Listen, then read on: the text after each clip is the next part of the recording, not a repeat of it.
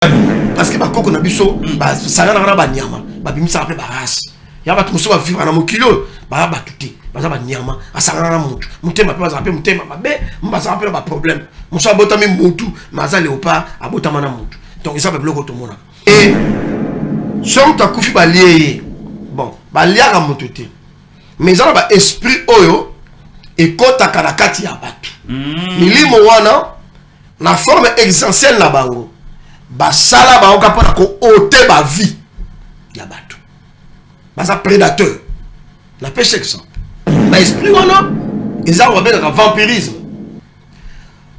eza na batu mususu na kati ya libumu ba koko na ba basala ba pacte na ba vampire ba bota makaka ba vampire bangonde ba koma ka pena niveau ya kolia mutu na famille soki obota ma vampire te o ba benga ndoki pon ndoki wana te vampire so botama vampire te okolia mututi mututu aliaka mutu ona betaka nkosiki bota aza vampire ba bota maka vampire apacha ba koko na ye to na zemi ba salaki alliance na vampire très bien mili moale koti na kati ni aliaka mutu l'ancêtre était fort parce qu'il était en contact avec la nature. C'est ça que nous voulons.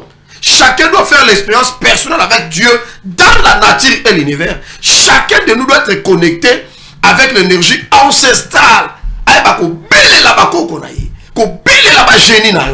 Tu vois? Mais aujourd'hui, les gens donnent un sens erroné. Non, nos propriétés.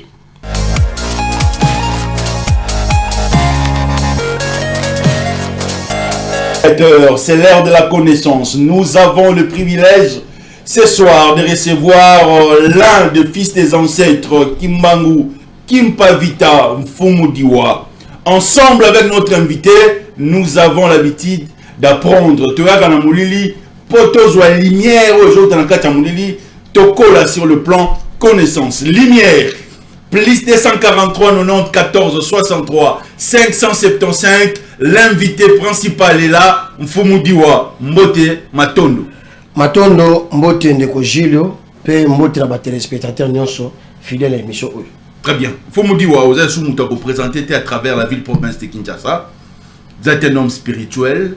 Tant vous avez la spiritualité en Bokanabiso Lelo de vous-même. Ozomiloba Nini. Merci beaucoup pour la question. Mbokanabiso tous nos spiritualité. Tous on a la religion. Parce que la religion des opprimés. Or la religion et même moto nulle part, même rappel développement. La religion, ils allaient communiquer avec la foi. Il y a des makambo ils allaient utopique. Oh yo ko samate. To ba illusion. Parce que la plupart des religions ça transmettre ba illusion. Ba makambo ils allaient rater bazo biso yango. Bazo biso que faut espérer la vie moko après le wa. Oh vie yango ils allaient rater. Bazo peso guya makambo. Mais ba la sonenga ko zula ngote.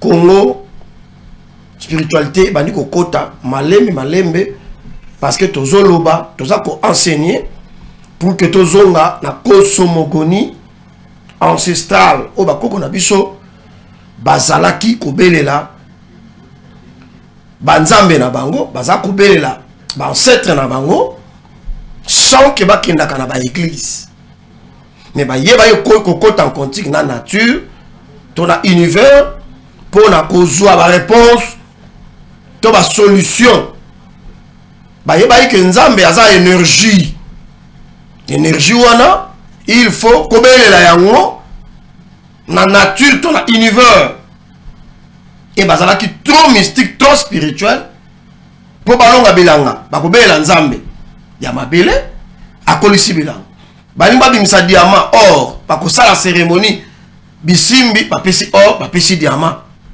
bala posa koloba mbisi to mai tomboki ba ko kobelela bisimbi ya mai ba bimisi mbisi to bois toujours 4 ngezinda babeli bilima ya mai bilima ba pesi réponse bakobela mu pepe bakobela moi mvula enoka mvula enoki mvula za konoka te bakobela ba ancêtre na cimetière basaki mvula enoki. C'est ça la spiritualité. C'est certifié Gilles. On peut vivre sans les religions mais avec la spiritualité. Tu vas vivre sans la religion. Donc tu vas vivre sans catholique, sans missionnaire, sans kimbangiste, sans réveil, sans néo-apostolique, sans branham. Tu vas vivre dans biso sans problème. L'essentiel, toi, c'est la spiritualité. Tu es en contact avec la nature. Tu es la nature. Pouvoir, énergie, parce que la religion, il faut que nous ayons mutu. Il faut que nous ayons un trône, nous ayons un angelou. Nous ayons un côté. Nzambe azali mutute, Nzambe azali énergie. O eza na kati ya nature pe univers. Alors nature eza Nzambe. Na kati ya nature, ils ont un pouvoir spirituel. Neti moto, neti mupepe, neti mabele, neti mai. Na kati ya nature, ils ont une divinité, un génie. Ezali banane, bato bakufa, o milimo na bango zala reteni pour na déverser la énergie na ba vivant. On les appelle le génie. Bato bakufa oyo milimo na bango et la garder pour déverser ba énergie na batu ya mokili. To bele la kaba génie yango moyena ba cérémonie. Menez la ka chaque famille et za ba génie na yango. O ba kobele la pour ba yoka bango ba déverser mayele, ba déverser richesse, ba déverser lumpemba. Génie yonande limati. Génie Yewanande Kisimbi. Kisimbi azali gardien de lieu. Très bien. Génie azali azali donc génie azali esprit pesaka et pesaka et gardaka. Les autres là ancêtre na biso. Bato bakufa bakoma ba génie bienfaisant. Est-ce qu'il y a une relation entre les vivants et les morts? Les morts ne meurent pas. Les morts sont toujours en contact, en relation avec le vivant. Parce que, Nyoka, nous avons deux espèces par la éternelle. Nyoka, alors la raposonaye, azongi asika, motope, alors la raposonaye, et poli, azongi na mabele, et puis âme et bimi, et luki, corps mususu, n'aligné na un familial, pour abotama. Donc, biso, tous allés, tu as dit, bateau déjà, ben existe déjà la mokili mais to zususo esprit ya bakoko na biso e botami na nzela na biso ya mona mwana musa botama da génie koko ne azongi et c'est comme ça que na mboka na tango ya kala soki mo sa na zemi a pacha turu wa moi bakobela ba devin banganga mayele pour que ba yeba koko ne na kozonga na mokili na lignée traditionnelle nini. Alors, bah, ça combo sur base na yango. Très bien. Donc, bah, combo to memaka. Ils allaient bah, combo bateau bah, exista déjà. Moutou nyonso. Ata pasteur baza ko boya yango. Soka na combo. Tous les combos vous allez à nani. Or, le nom fait partie de l'identité d'une personne. C'est ça, non? Identité. Ou est-ce qui sa moto? Alors, ça va tout votre nom. Je m'appelle Diwa. Mais ça fait partie de mon identité. Donc, je représente le nom là. C'est moi. Ça signifie que je suis la personne dont je porte le nom. Très bien. Et c'est comme ça que nos ancêtres vivaient. Maintenant, des autres côtés, parce que les Occidentaux sont venus, ils nous ont imposé comment prier, comment manger, comment s'habiller, comment faire tout, comment même parler. La langue, à travers le langue, à travers le nom, et facile ta connexion. Donc chaque peuple a ses génies. Comment vous avez connexion mobimba? Initiation mobimba. Première initiation c'est comme na yo. So abenyo, Julio, on nimate.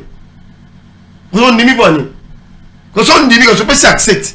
Oyo kingo do oui, on peut accepter na kota. Ya wana obeta. Et deuxième initiation c'est la langue maternelle. Mutu kafoti zaya dinga ndi abwala. Ingeta. Vous pouvez faire dinga abwala ko? Kuna engangu ko. Il faut mutu zaba ndinga ya bwala baou. Kangeke mukongo, ngeza bakengeza kapelanga ba Congo. Parce que na nzila wa ndinga, betro tubaka mambu, il y a continuer en contact na ba esprit. Il a qui su que mutu surtout faut ba langue dialecte mboka na ye. O tata no aloba to mama no aloba foye ba yango. Même Léon a banda pour son monde alobi kaka munukambo ka pese punition faut ka français. Ezali démarche mondiale a réussir ko sala. A réussir ko ngolo ba langue na yo. pour akato connexion initiation aye lo langue moko fo lo ba langue ngo pesa na ba virgule ba point d'interrogation langue moko compliqué ko koma ngona ko lo bango ezala ba faute donc la langue ezala na faute te ba corriger mutu faute na langue te. Très bien. Mais français bazo corriger bato a reçu que l'action nzambe moko fo sambela taille sur mesure. Très bien. Ya mundele nzambe ngo ba ange na ye mindele soki ba chinois bazalaki na époque ya bible ba bazala pe pa ba ange pour le monde ange chinois te pour chinois la faible à l'époque. Très bien. Nzambe bato wana mindele ba arriver ko l'action livre moko o ba biso na kata livre ando ko sala mamonio so vi na yo nzambe aka na livre wana aya longoli yo ba tradition na yo alongoli yo ba théorie na yo alongoli yo ba civilisation na yo aboyi ba coutume na yo abenga ngo ezali mabe aye ko memela yo ba coutume na ye donc on vivre selon ye aboyi biloko yo liaka oyo luka ba kongo ba lukelo ba mfumbwa ba madesu ponda par rapport à nzoto na yo aye lo biloko na ye o liaka ba misi ba cha formal o lata ba kaleso si alata broche si asalela TV na ndako na yo yo mto ana konta na mboka na yo il faut TV ou te pane a bilokos sano ko liela o so aka mabela mbeko sali san na yo fa yelo san yo ko liela asali ba bande hygiénique est-ce qu'on voit qui tend au repassé au tien à ça asi ba bande hygiénique empoisonnée certifié en France que ba bande hygiénique mingi ezana ba tiers mo afuta wana ba chaka wana eza ko pesa basi ba malade en même temps sali ki sa wacha na pharmacie et pesa basi ba cancer na préservatif mafuta no mona na préservatif et pesa ba malade na mibale puissance sexuelle. Très bien. Le loco ba ko kangelo na ba boudin et pesa en puissance sexuelle et puis pesa basi ba cancer fo la ba ona se azu ki déjà cha na pharmacie et la business et mnani aza pour anaye africain et africain aza maele te ti lelo akobeta na munele maboko panza aza minele forcé ko ça mela ba le message d'une Mfumudi ou est un message révolutionnaire? Oui, dans un traditionnaliste je viens réveiller mes frères na boy munele te. Très bien. Je ne suis pas dans les débats à mutumwindu nzamba batumwindu non. Très bien. Moi je suis scientifique. Très bien. Munele so aza bien na paramètre moko aza bien. Très bien. Mais munele azo sambela banzambe na ye chaque peuple aza na banzambe na ye. Très bien. Chaque peuple aza na ba divinité na ye. D'ailleurs chaque continent ezala ba ndeke nango couleur na bango ezala ba ndeke mosusu ezala propre au monde na Chine là ba nyama mosusu monde na Afrique na Chine a ko vivre te d'abord pas ko vivre te. Très bien. Ozomona nzamba kabola nengwana selon espace géographique mais ko yo mtu mwindu bakoko no batosambela nzambe puis apumwa tolendo oza na nature na univers banzela ba cérémonie bazala ba coutume ba tradition ba yebiso ko sala ngote yo ko sala yo moko te. Très bien. C'est là où je te relaxe yo ba ni autant que son nzambe d'école la classe on dit pas zéro la religion spirituel aliénation mentale psychologique et monsieur et voilà tout le monde akuma azaka esclave tilelo. Très bien. Et monsieur Bandi restez ne bougez pas parce que l'ère de la spiritualité, de l'éveil de conscience est arrivé. Qu'est-ce qui se passe après la mort? Il faut me dire, parce que beaucoup de gens m'ont posé cette question, l'émission est qui? Poser la question, il faut me dire, de nous dire qu'est-ce qui se passe après la mort. Et puis, tant que bon, après la mort, il y a la réincarnation. Moutakou fakate, sokakufi, ako changer nzoto na ye. Nzoto na ye baby, molimo na ye ekozonga na lignée familiale na ye pour abotama lisusu. C'est ça la réincarnation. Et même dans la Bible que vous lisez là, on vous dit que Jean-Baptiste yende Élie. Réincarnation. Il y a certains gens qui disent que Moïse a ombre à Jésus. La réincarnation. Batba kendakate libela, batba zonga kana mokili. Le monde subit la réincarnation. C'est certifié spirituellement. En tout cas, na bilongi na biso, na ba forme na biso, tu vas représenter bato basi ba kufa déjà. Même dans Banyama, c'est la même chose. Lola ils ont raté, les filles ils ont raté. Ce qui lola ils ont raté. Puis tu boules à l'ia qui moutou. Asale mabeto asale malam. Et puis à côté les filles on a eu. Parce que Nyama dans le rôle yo. D'ailleurs les scientifiques disent que l'homme a évolué par rapport à Nyama. Batou mousso évolue par rapport à Banyama parce que nos ancêtres ont couché avec des bêtes. Parce que nos ancêtres ont fait... Il y a même des visages, hein? Oui, oui. Et le Nyamutuna gorille. Voilà. Parce que bakoko na biso ba sala na ba nyama ba bimisa après ba race ya ba tumuso ba vivre na mokilo ba ba tuté ba za ba nyama asangana na mutu mutema pe ba za pe mutema mabe mbaza pe ba problème muso abotami mutu maza léopard abotama na mutu donc ça ba bloko to mona et son ta kufi ba lié bon ba liaka mutu te mais ça ba esprit oyo et kota karakati ya batu milimo wana na forme essentielle na bango ba sala ba oka pona ko ôter ba vie ya batu baza prédateur na pêche exemple yo moni mpesa zo le kananda ko non pesa to molio oko momento ko momento bomia le papati mpesa ko za tiki maki atiki mobali atiki bana mpukwa na tiki bana atiki tamsumo sa tiki mobali mais yo bomia ndemo pe na esprit prédateur bango na rôle na bango eza ko récupérer ba ana ba vivant c'est ba lingi mais non ba esprit wana eza ko benga vampirisme eza na batu mususu na kati ya libumu ba koko na bango ba sala ba pacte na ba vampire ba bota makaka ba vampire bango nde ba koma ka pe na niveau ya kolia muto na famille soki obotama vampire te o ba benga ndoki po ndoki wana te vampire so obotama vampire te okolia mutu te mutu tu aliaka mutu ona betaka nkosi bota aza vampire ba bota maka vampire apatia ba koko na ye to na zemi ba sala ki alliance na vampire très bien mili mo le koti na kati ne aliaka mutu très bien parce que ndoki ne mange pas quelqu'un un ndoki est en famille il y a ba initié il y a ba sage il y a ba nganga un ndoki c'est un nganga un nganga sont dans tous les domaines nganga mayele azali munganga azali nganga parce que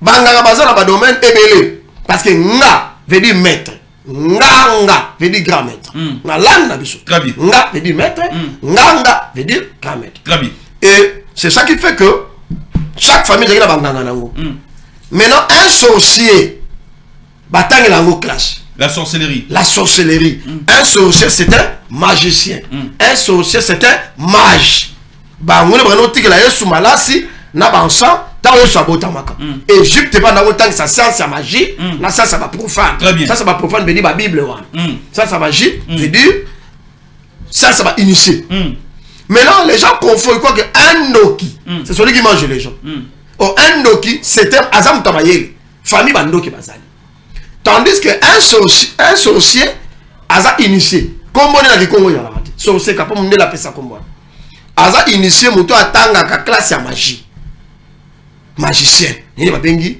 sorcier ça bon maintenant un vampire oyo amelaka makila ya batu est-ce que un sorcier amelaka makila batu non un sorcier amelaka makila batu te un sorcier ayebi mystique ayebi makamba molili makamba ya moyo molili ala mayele wana ya kosala malamu to akosala mabe mais mutu aliaka mutu c'est un vampire un sorcier ne mange pas exemple to mayele ayebi mystique très bien akobongo na mai wana ekomi mulango wana ekomi boudin otalaka na bafilme ti na bapoto jeune moazo koma mona abongwani pomme abongwani régime bitabe aboti yango ne magie atangi yango classe initiation pas comme abongo bakrobate azwi bakola tiebwe abaluki bwe bango ne bamagicien bango ne babengi basorcier maintenant un ndoki c'est un sage ndoki basaliti ndoki mwanda basaliti famille batamayela banganga très bien.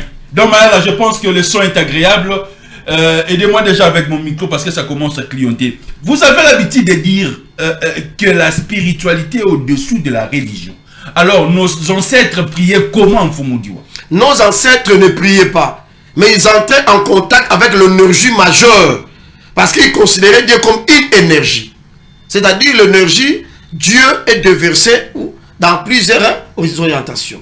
Il y a l'eau, il y a le feu, terre, et l'espace, le vent ou l'air. C'est comme ça que nos ancêtres invoquaient Dieu selon leur manière. Mais déjà à l'Égypte, déjà à partir du 4e siècle, il y a eu les courants qu'on appelle les agnosticistes. Les agnosticistes, ils ne croyaient pas que Dieu a Zamutu. Ils croyaient que Dieu, c'est dans la nature. Et il y avait aussi les panthéistes. Les panthéistes disaient que Satan n'existait pas. Si Satan existait, c'est que Dieu celui Satan. Si Dieu existait, c'est que Satan celui Dieu. Les panthéistes, c'était arrivé au 4e siècle. Ça a évolué jusqu'au 16e siècle. On a eu des courants comme des polythéismes. On a eu des courants comme des monothéismes. On a eu des courants comme des athées. Les gens qui ne croient ni en Dieu, pour eux, Dieu n'existe pas. Le monde a été comme ça, commencé comme ça. Dieu n'a créé personne. Les athées. Vous comprenez ça? Ce sont des courants déjà scientifiques qui avaient commencé à aller à l'Égypte. Alors, lorsque vous évoluez dans la connaissance Yamakambo Nzambe, dans la cosmogonie, nos ancêtres n'avaient pas une intelligence rationnelle. Ils ne partaient pas à l'école. Mais ils ont découvert les Tchakamadesu. Ils ont découvert le foufou. Ils ont découvert les avocats. Ils ont découvert les Nuna. Les Alidlan. Ils ont découvert ça. Par l'intelligence de la cosmogonie. C'est comme ça aussi qu'ils avaient l'intelligence de connaître leur divinité. De connaître l'énergie de Dieu. Mais ils ne partaient pas dans les églises. Et ils étaient fort puissants. Et avec cette intelligence, l'Afrique était le premier. Tu vois, comme l'Égypte. L'Égypte a construit des pyramides. L'Égypte a construit le canal de Suez. Pour c'était le Bantou, nos ancêtres, par l'intelligence mystique ancestrale, avec l'intelligence là, ils ont construit des pyramides. Non, on n'a jamais vu de pyramides comme ça. Et ma pyramide, on a représenté par Nzambe, Osiris, Isis, Dieu soleil, tu vois. Donc, nos ancêtres étaient forts parce qu'ils étaient en contact avec la nature. C'est ça que nous voulons. Chacun doit faire l'expérience personnelle avec Dieu dans la nature et l'univers. Chacun de nous doit être connecté avec l'énergie ancestrale. Tu vois? Mais aujourd'hui, les gens donnent un sens erroné. Non, Nzambe nos propriétés. Nzambe zali nos propriétés, les attributs. Et plusieurs éléments sont mis ensemble pour avoir Nzambe, nature, Moupepe, Maï, Mapele, l'air, nos ancêtres, ma génie, tout cela, ils forment Nzambe. Tu vois? C'est ça qu'on appelle Nzambe en Pungu, Watule, Nzambe à Makoki Nyoso, Ouazana Nzotote, Ouamona Nakate. Donc, entre prier et combien la Bakoko, l'équipe prier. Prier, ce sont des Occidentaux qui nous ont amené ça. Très bien. Prier, c'est les Occidentaux. Pour Alexo R. Très bien. On voit le faire. Ça, ce sont des Occidentaux. Très bien. Les Bantous ne prient pas. Très bien. Les Bantous pratiquent. Très bien. La Bible, hein? La Bible. Si vous connaissez ces choses, vous êtes errés. Mais pourvu que vous le pas pratiquez. Il y a ça le premier miracle à Bongo le Maïvin. Attends. Il y a ça en Égypte, il y a ça Moïse. C'était une pratique. Une pratique. À Bongo le Maïvin. Yes. Attends, moi, je sais étudier à l'Égypte. Il était mystique. Voilà, il était mystique. Donc, nos ancêtres avaient le mystique. Azur Tokwa Tian. A combien la bombe? Donc, de Voulous Kimbaru, Kipavita, Mbumba Philippe, Matsambukini. La force extraordinaire. Azara Kimbazangou, Azara Lubumbashi. Le dédoublement. Voilà. Batia la rata tono Kimpavita, boum, Abimi. Voilà au monde. Donc, Batou, oh, basé l'intelligence à chat, Mbumba, chez Niao. Batoma, yele. Avant c'est carnet d'achat. C'est ça qu'on a appelé les lots Kindoki. Oh, Kindoki, ce n'est pas ça. Très bien. Est-ce que Zali Mabé, Kokende Kobongisa, tu peux arranger cimetière à Moutou Azaki proche na yo? Est-ce que Zali n'impact sur le plan spirituel ce qui bokei Kokunda Mowei, Bolo Bamaloba na l'élite na yo? Marie dit de Magdala et ses sœurs partis au sépulcre, même Bamalasi, même na fleur. Jésus. La réponse est ça. Ce n'est pas mauvais d'aller pour déposer ma fleur, parfum, pour combo la cimetière, ndeko, proche, papa, maman, les qui a akufa. Parce que les morts ne meurent pas. Mais quoi na bango, ils ont corps bimba mystique, ils ont la katia mabelewa. Ils ont le langage na. Ils ont en contact na. Il y a un deuxième naissance. À Botamane na moki. Mais mi koua na ye ezaka na valeur. Joseph alobi na livre na ye bana izende boye awa bokutinga koko na bino en Égypte Bon, je prophète, bon, comme Moïse. Ceux qui vont biminer l'Égypte, bon, mais je suis là, je suis là. Et tant Moïse a mis en Israël, a mis en Joseph. Pourquoi il a mis en Pourquoi Moïse a koufi parce qu'il a mis en selon la Bible. Pourquoi même pas personnel sur le Congo a mis pourquoi Elisa c'est ça monte, mais quoi c'est ça monte? Pourquoi Jacob et Boukana, Ange Boukana pourquoi? Mystère à Mekoua, né à Weza, à cimetière. Mais là, quand on va kunda mutu. Mutu nyonso soko akufa pas beaucoup ndaye, il faut bon loba. Pour la sindika mwela na ye. Même vous allez pasteur. Moi sinon akufi, yo kufi, moi na kufi. Bampaka bakoya na libulu, on va déposer faut pas loba. On peut que mta loba te parce que la kunda Jésus ba loba. Ton mec a kufa ba loba ki. Ba loba ki. Et Jésus est mort la nuit, le jour. Mais pas créé Boutou, parce qu'il était initié. Il est initié, on est en terre que la nuit. Jésus a kufa na mouille. Jésus, selon la Bible, très bien. Il semblerait. Parce que la Bible peut, il faut mettre en doute. Tant que Jésus a kati moli mon croix, pourquoi moli est kotaka? Moi, c'est la kaka. Il y a d'autres noms. Moli est kotaki pour la nine. Pas à initié. Il faut qu'on ait la Boutou. Il y a un mage, il y a un PC, malachi, un sang. L'Égypte était le premier pays scientifique spirituel dans le monde. Et bien quand il est mort la journée, il faut boutouer. Grâce surtout, il y a un événement là-bas, il y a un boutou. Il y a un boutou là, tant koufi. Moïse a créé un boutou là avant Bima. L'Égypte.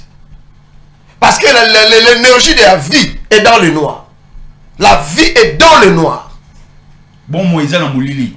La vie est dans le noir. Tant baka lumière, on va dans l'émission na molili pourquoi? Pour ça émission o yebi na lumière. C'est na molili.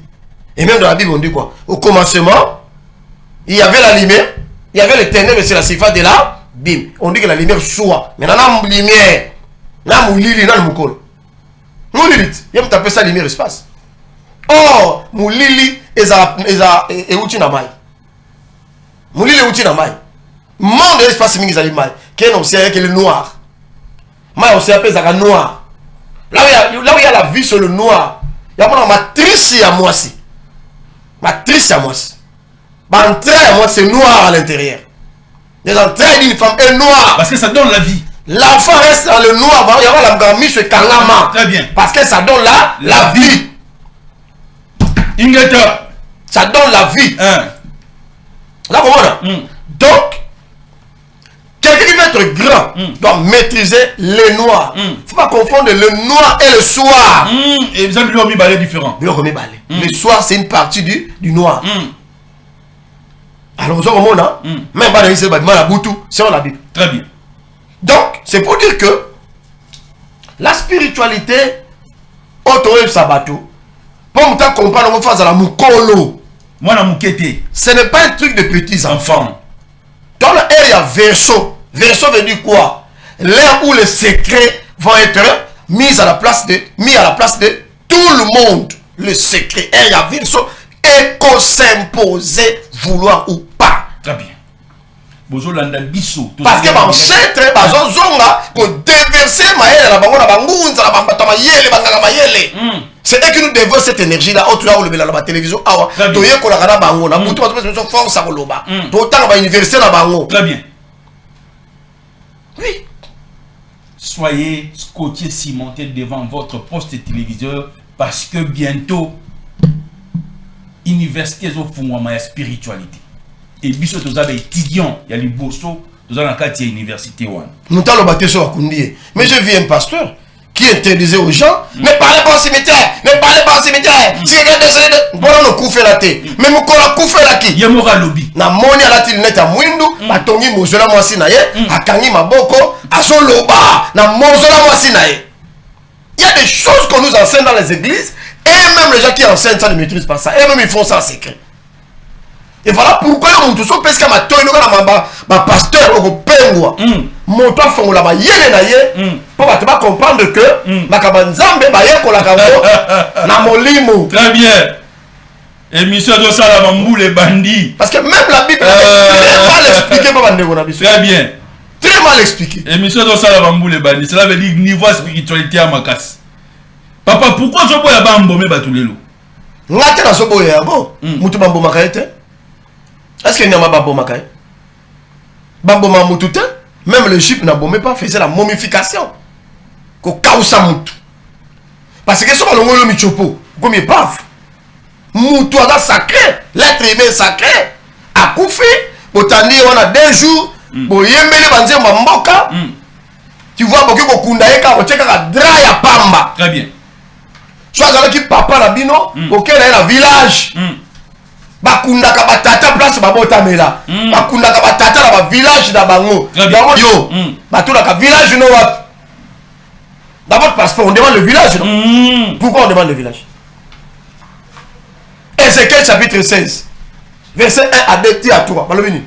À ta naissance, tu es du pays du Canaan. Ton père était un Amoréen et ta mère une Étienne. Ézéchiel 16. Nous avons eu ma famille à Batou, ma mboka à Batou. Donc, si les gens négligent ma bilo Kouana, parce que tu as une confusion dans la place au Sambela et tu vas là. Très bien. Nous sommes sous la bénédiction spirituelle de Mfumu Kimbangwe Kimpavita parce que tout ça l'émission à l'élo, vous les obéta et où tu es pas bakoko. Mfumu diwa. Papa me biso akufa ki atika ki malobaba kundaye na mboka. Jour angoba na to discuter parce que to joie ba moyen to kundi tata na nécropole. Est-ce que Zali m'a bête malamu sur le plan spirituel? To kutani na prophète alobi to pesa ye offrande to pesa yo maloba. Ezali mabe. Ce qui papa kuta ata lobité. Na to ba awa ki ba tata ba kunda ka bango na mboka. Na mboka. De façon na mboka. Yo e bien voté. Qu'est-ce que les prophètes viennent faire dans ma kamwana? Il y a offrande dans ma famille. Est-ce que les kamwa offrande des aplacements? Ba za la mayele. So bakundi mutu awa bambome ete bache na morgue te bana nane ba mizima basalaka to le ndenge nini bakolela kaka na ndenge ya famille ça n'est pas famille balingi so balingi jour moko baleli limite ya 2 jours so to balingi 1 heure kaka bango mais limite ya 2 jours donc to zimo we bazimo we so ka bakolela journée mo bazima kasa pai batuti ibimisa mai moka pembe bajuma kasa bakoti na mnoko nae bakoti na zolo bache na libumu bache na Nice bache partout à copolater, à vendre pendant au moins 2 jours, 3 jours. Deuxième jour, si on a le même jour à Koufi, Sokoliye, Yembi Banzembo, Chenata, Bakokundaye, Kwambome Bato, Kochabato na morgue, c'est le système Mundela, mais Bino, pour empêcher la réincarnation, la force à génie, à Kende Zongate. Parce que Mundela n'a pas la force est-ce que ça m'a bien qu'on loue salle pour que nous la matanga na salle? Bah les la moto place en est qu'on vend à place à Botamela. Bah les la moto la salle té. Montaline comme moderniser nyonso, ko copier Mundele, ya ozo mona ba frère ba ko makaka faible parce que Mundela somara ba ko na biso la kasi na commerce triangulaire. Parce que ngaki ya so force ba ko na biso a couper ba ngona ba nyama, a couper ba ngona ba mindele. Babimisi ba race mundela zo ba koko na biso ya basina mibali ya force pour non soma n'importe qui te très bien ba faut pas soma moto o mona za mystique ba ke ba sangisio na nya oboti ba ke ba sangisio na mutu oboti ba mbo moso zo mona eza mutu contre nya o tailo nya mboa aza race ba sangisie na mutu na nya très bien là mona et pourquoi les blancs faisaient ça? Parce que les blancs avaient peur. Il y a des Africains, des génies. Il y a un créé un système pour empêcher la réincarnation. Pour ce moment, les blancs ont ça soit énergie comme il faut. Parce que papa a beaucoup de et ça m'a dit. Tant on est na spiritualité, mon tokoki ko ça la sacrifice à Niama. Et ndenga tokoki ko sambela pour makambo kende malamu. Sacrifice à Niama mtako sala ngotango alingi. Mais mingi ba sala ngona ba débit à chaque mois. Parce que la spiritualité est un makila. Pour la spiritualité est une énergie. Nzamba pekisi batu ba sacrifier batu.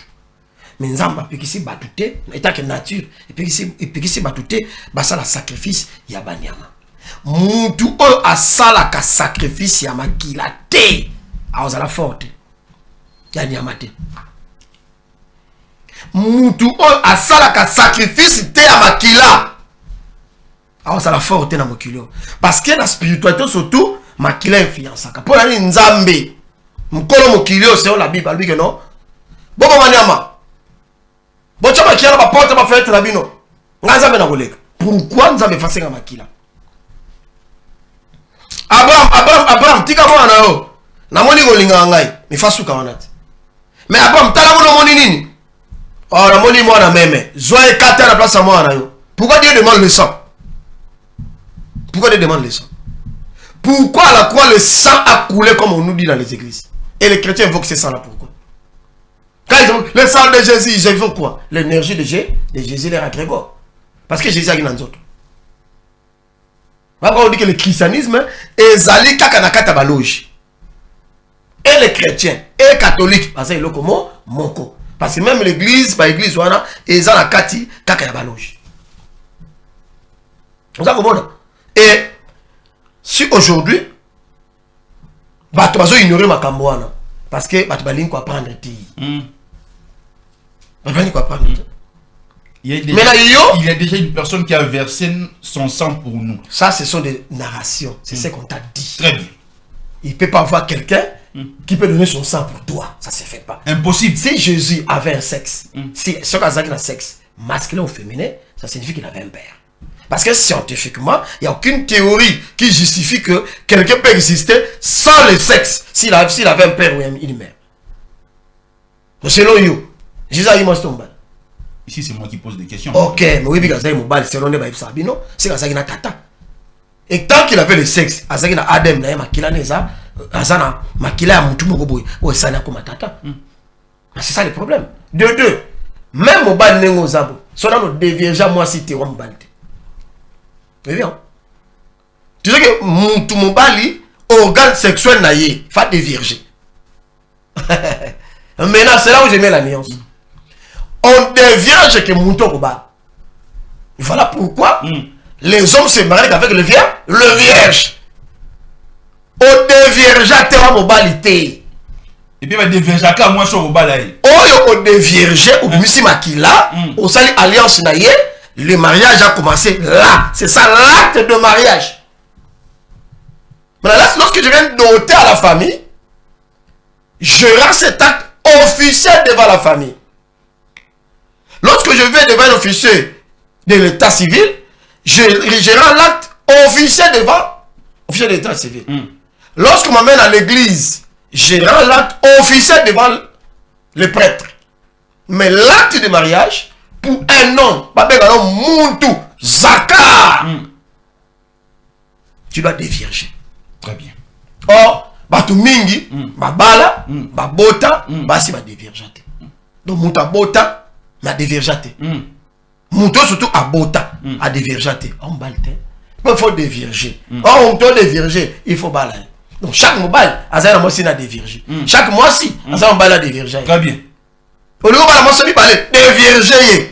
Fouta mo waliba, au juillet, à un masina. Très bien. Yo mbalo dévierger, tu es malade. Ou met la telle énergie, nous a forté. Mais je ne demande pas les gens que si on bota, on va dévierger banabat. Voilà, on très bien. Au foutu d'autres, on va les vierges. Très bien. Yo no bano dévierger. Très bien. Je ne dis pas d'aller dévierger les enfants d'autrui. Et puis il faut pas aller majeur. Minerté. Minerté. Très bien. Papa lobby. Avant on dévierger, faut t'en aller bala. Donc yo on va la liboso, au panzi. Très bien. Au foutu mbongo na yo. C'est ça le sacrifice du sang. Très bien. Pour la couper sa mariage d'abino makasi, bana basa la mayele. Il y a pas l'énergie forte sans l'effusion du sang. Très bien. Ce qui y a encore sur mes pigeons. Topé soso. Yo moko goki o katananda ko topozo sak. Yo moko ozui na debi ya moi. O kati soso zoloba. Ozoloba. Soso kotambola. Soso kotambola ya mobali to pigeon ton taba. Ton ngombe. Très bien. O kati ozoloba.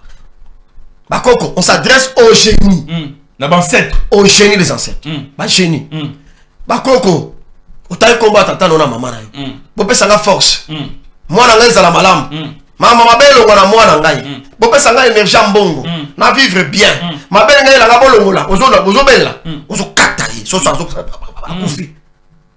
réussite koya so so na babwaka to bali yango bakoko lia ye bakoko ye très bien il y a aucun problème mais c'est ça où les gens trouvent que parce que batoza aliéné mutobe qui nous mabela makila na Yesu makila maintenant makila mutozo bele la wana waza kila famille na ye très bien Jésus qui de Nazareth akila nzoto botama ndokola mwana nyonso botama ba melise pe libele asala pe toilette yo bela makila na ye tandis que nzambe anatira pesi biso accès to sacrifier banyama et banyama ngo o bala kisi biso bako sacrifier pour la énergie na bango et puis c'est biso ba réponse ou bien okindo ta la confusion. Très bien. Quel conseil Fumudi akoki ko pesa lelo ba maman baza na zemi pour ba éviter ko bota na césarienne? Très bien, très bonne question. Donc on peut savoir conseil nini maman so ils aiment moins de 3 mois à kota wezete à kota zandoute à kende cimetière te voilà 3 mois. Je suis 4 mois, 5 mois, 6 mois. À Wokindi. 7 mois, 8 mois, 9 mois les sous. À Kota Souendete. À Bombama. Zandoute, cimetière. Et puis, à Zuli Poute, à Mama Botaye. À Kati, à Karina Loketunaye. Voilà ce qu'ils aiment, bandi. Toi, à Zuli Poute, à Naïmo, à l'ata déjà. À Zuli Tendi, à Karina Loketunaye. Ti à Kobote, à la Karina Loketunaye. Pour protéger contre la césarienne, contre la complication que bota parce que n'ta bota la césarienne te, ou la bota la césarienne. Soso ka bota la césarienne, bota moi bota ba ne belé sans césarienne. Parce que il y a des esprits au yiba pepana, au père compliqué partout na ba zela ba wenze, donc il essaie baby. Nanzela ba suba ba ko bendo mwana na libumu. Nanzela so ba na nzela ba ko yibo mwana. Pona ba suba no ba ko zwa vino mobimba. Phénomène o batali mwana mutu.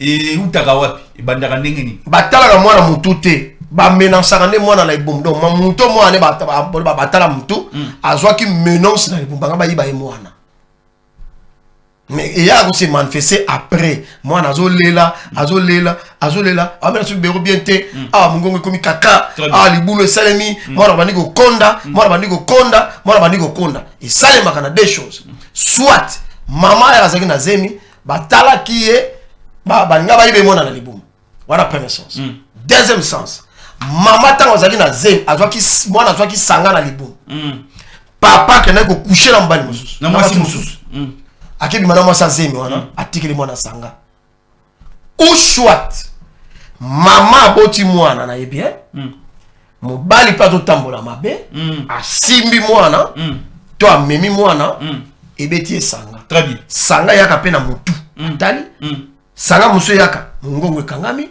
sanga muso yaka mwana kombi mbamba asu poate akonda amela su mabele te ba traitement en hôpital te ba salsa okanga na spiritualité bokoko parce que zali makambo ya spiritualité et bon ma rappelle ban pe sa mwana arrêta koloba ba sanga wana yaka na ba forme bele très bien naza mwasi alibala mais soki na lali na butu nazolota nazosanga na nzoto na mbwa na tongo appareil nanga mwana mwasi etikali polene et puis ezobimisa solo mabe eza vampirisme ada visiter na ba vampire ada ba vampirisme c'est très dangereux na otolo ba eza meli mosusu ya batu barata ba réincarnation ekota na ba nyama ya somona nyama mais eza esprit ya mutu ou azwa kolala na et azam bane parce que toute personne qui a l'accès de pénétrer ton organe sexuel ça je m'adresse aux filles au péché accès il y a encore dans la katandap et il peut faire ce qu'il veut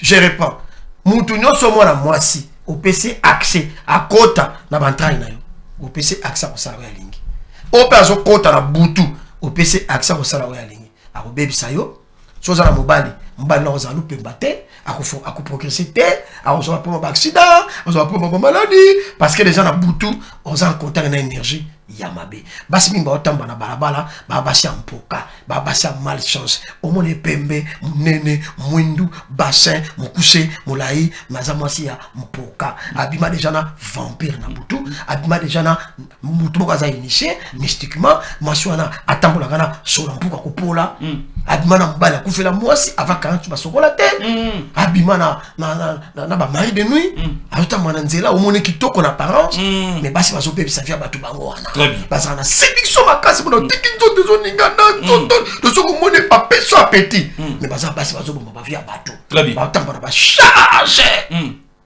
Charge. Papa, moi si moi ça kanga azaki danseuse. Non, tant que compère orchestre, c'était pour la secret déontologie.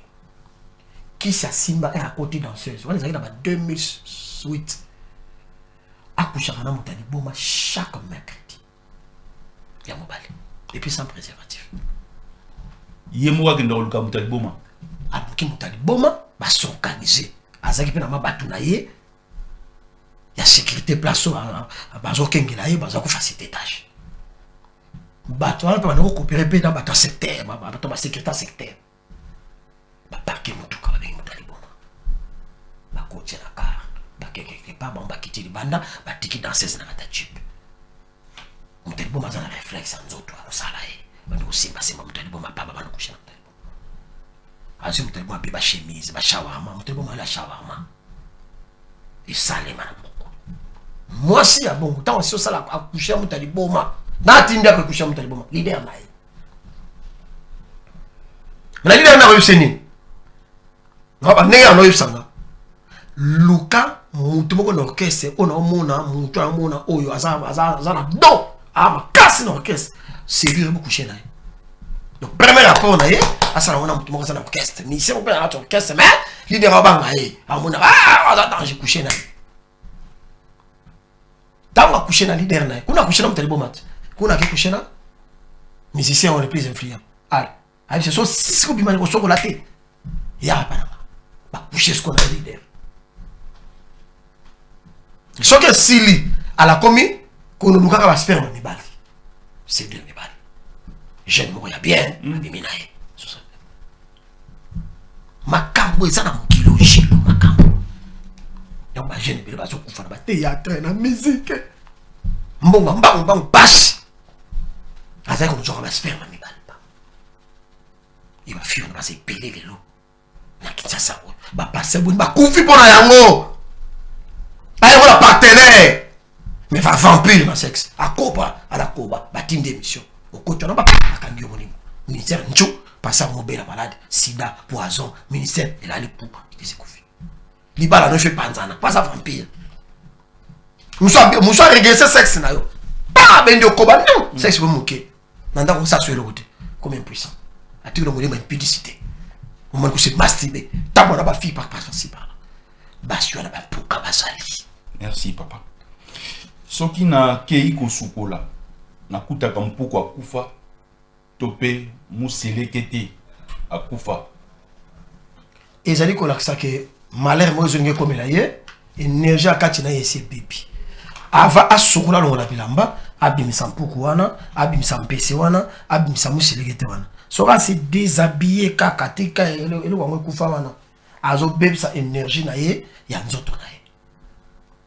Ah, j'appelle ma problème. Ah, j'appelle malheur. Mais ce que sukolo kuti mpesi akufa pe mpuku. To ni le on kufa. Azo pour la wana. Bon so kuti kaka. Bon, so kuti kaka et ça peut m'abe parce que eko beb sa journée na yo parce que énergie à m'abe. Au moni la tionelo. Oko bumisa mbongo, uta un accident, ba pomba mabe, na mapa musu ba ndoki bazalaka. Ba kena osala toilette na nko. Po ba ko mona yango, ba si ba énergie ba toi. Aso kuti kaka, zo amu mabwaka. To so kuti kaka, omoni yango na tongo. Zoa mungwa tshana mai na kopo sokole lungi na yo. To na nzelo nyati kaka ni ya nyao. To ya mbwa, to ya mutu. Nya ejo na sapato. Très bien. Keba, je ne n'ai pas de problème. Je ne sais pas. Il faut qu'on se purifie dans mungwa. Très bien. Ok, ndaku, ou juste sandal wana, au trempa wana maya mungwa, à sokole yango bien, et puis on peut sokole maya mungwa. Très bien. Place na teka na kutaka toujours mbwa sumbi mpoko sumbi ba bebisi na salite. Et ça na mutu musu ateka biloko la ye azolinga akimse place wana.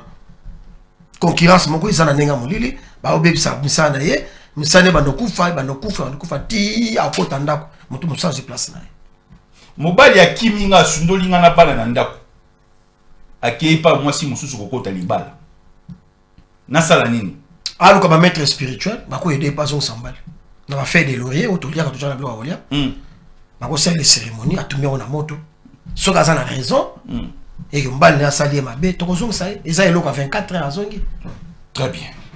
Bandeko Bozolo, on a besoin aux alliés en direct. Vous êtes inspecteur avec beaucoup de motos qui coûtent cher, des jeeps, mais toujours humbles. Une fausse humilité ou un semblant.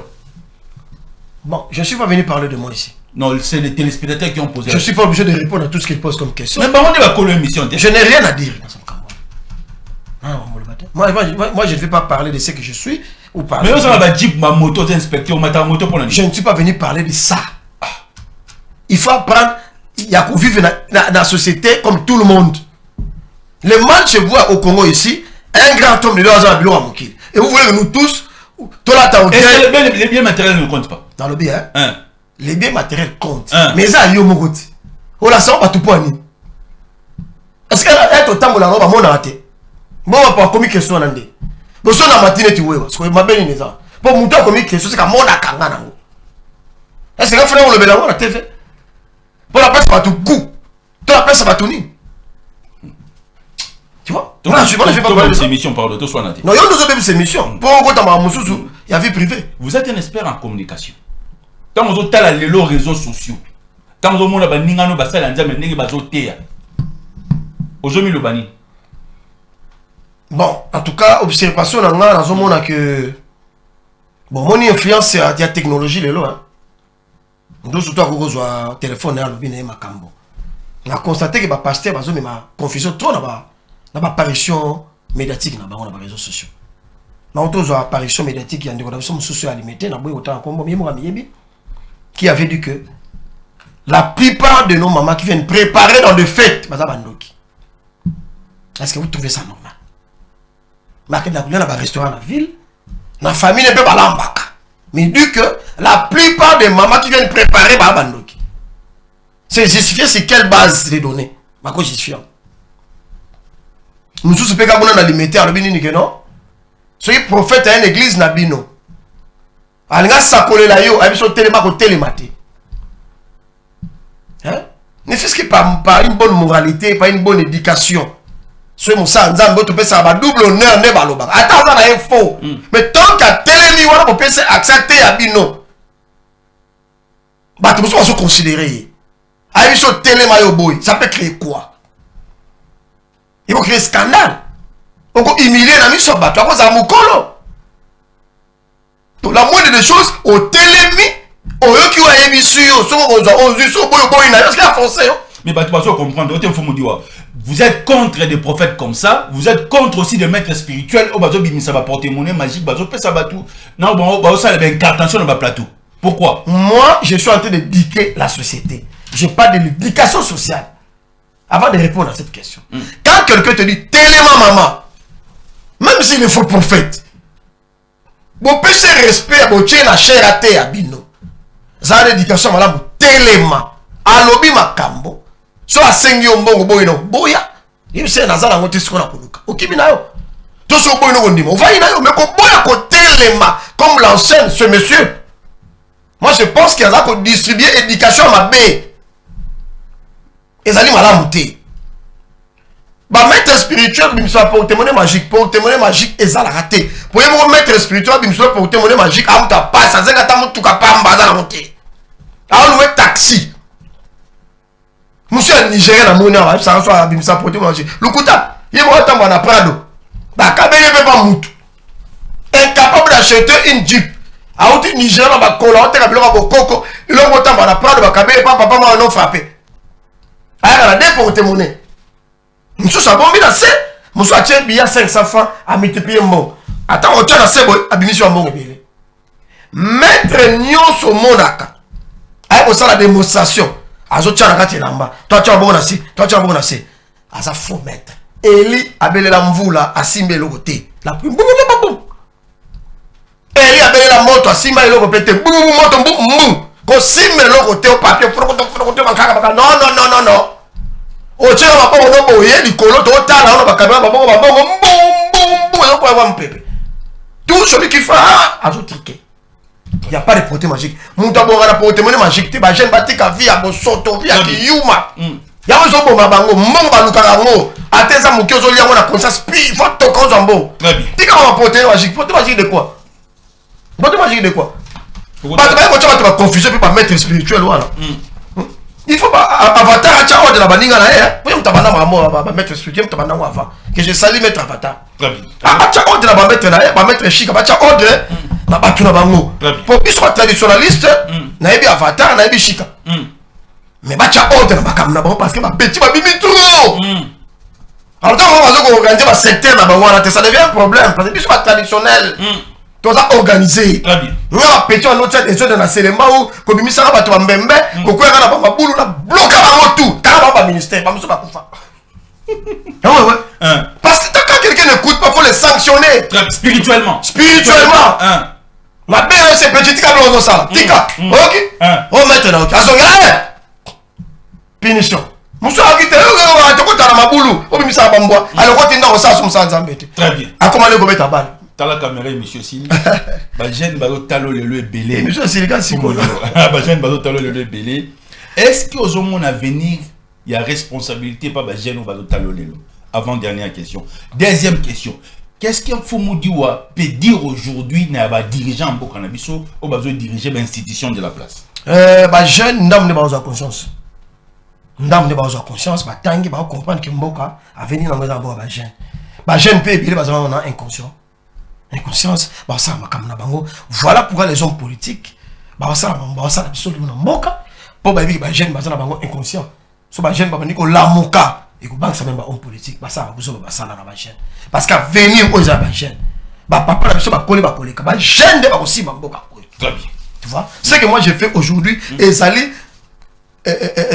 nazali kosala musala munene oyo na koassumer ba responsabilité ya koloba makambo na batélévision na koréveiller bato conscientement nga komona parce que ba jeune tozali wana même ministre de jeunesse amona biso te très bien tona ba plombe ozo tu maman za ba question ozo tu bokomadi non tozala ba plombe licence ba pour aller ministre de jeunesse a ok politique ba communauté a luka ba leader scientifique ba leader pour ba sala ba quartier à travailler na bango à ça atteindre ba comité dans chaque quartier chaque commune pour ba jeune ba sala ba idée au ça très bien faut me dire est-ce que ça m'a bête malamu ko exposer nudité à papa to maman dans les réseaux sociaux mabe émission Sili d'autres moi je tombe les sacré attends criminel attends soldat attends pasteur très bien on ne peut pas exposer le corps de quelqu'un très bien le corps est sacré c'est la sorcellerie même à yibi beaucoup exposer nous autres honnêteté parce que ça notre présumé innocent très bien n'est pas encore devant son juge très bien nous sommes arrivés à la fin de cette grande émission spirituelle. Fumuela. Richesse, il y a pour protéger les lambeaux cannabis sur le plan spirituel. Honorable Ntingi Pouloulou à l'hôtel, émission Sili. Merci honorable Ntingi Pouloulou, Nganga Mayele. Merci Nado Mayala. Merci Nado Gilio. Merci. Pour l'émission. Et puis, on va téléspectateurs. Parce que comprendre, on va dire qu'on peut savoir sur raison. Très bien. Dans ma cambo, tout sur le balelo. Parce que très bien. Moi, je pense que l'âge que j'ai maintenant, personne ne peut me mettre dans ma bouche ce que je dois venir dire. Très bien. Je suis adulte, je suis scientifique. Très bien. J'ai fait des études pendant 6 ans. Très bien. Et là, ça a ma plombe à l'université. Très bien. Je suis venu pas ici pour blaguer. Très bien. Je suis venu pour enseigner les gens. Très bien. Réveiller les consciences des gens. Très bien. Oh, ayoki biso, yamala mazwa. Très bien. Nzamba ba koko ba protéger ki kimbangu. Bazo kota likambo mission. Oh bazaki na mission na ne mwanda nteni. Bazo kota likambo mission. Oh ba protéger ki kimpa vite tomba teki na tono ba kuti. A se dédoubler. Ba koti likambo mission. Ingeta to komi na suka pour l'émission lelo. Ciao.